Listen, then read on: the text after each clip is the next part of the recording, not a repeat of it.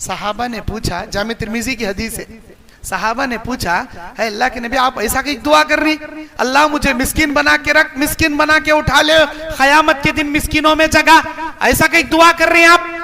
तो अल्लाह के नबी कहते हैं मेरी उम्मत के मालदार 40 साल बाद जन्नत में जाएंगे, मेरी उम्मत के गरीब 40 साल पहले जन्नत में जाएंगे, 40 साल बाद जाएंगे मेरी उम्मत के मालदार।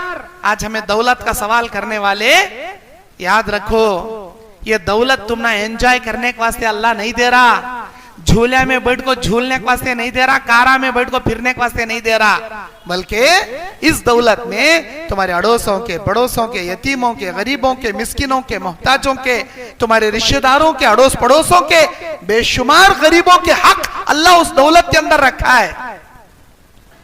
साहबा ने पूछा 40 साल बाद जन्नत में क्यों जाएंगे उम्मत मोहम्मदिया? तो अल्लाह के नबी ने कहा एक एक रुपए का हिसाब देने में उनको 40 साल लग जाएंगे अल्लाह के दरबार में। खाली माल माल माल कती, क़यामत के दिन इस माल के पाई पाई का अल्लाह को जवाब देना पड़ेगा तुम ना।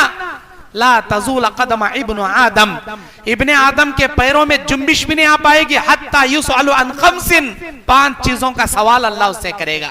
उनमें इसके माल के बारे में अल्लाह पूछेगा, व अन मालिही मिन ऐन इक्तसबू, तेरे माल के बारे में अल्लाह सवाल करेगा कैसा कमाया, इनके उनके सिरा पर टोपियां डाल को, इनको उनको चुन्ना लगा को, इनको उनको धोखा दे को, इनका कोम्पा उनका कोम्पा डुबा को, इनकी उनकी प्रॉपर्टी पर डुप्लीकेट डॉक्यूमेंट रेडी कर को हड़प कर ले को, कैसा कमाया रे पैसे, अल्लाह सवाल करता।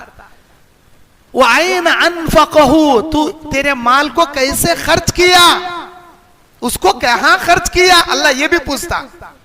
मन में आए सर का, एक बार शॉपिंग सेंटर को गए, 10,000 20,000 50,000 1 लाख की शॉपिंग कर ले आते।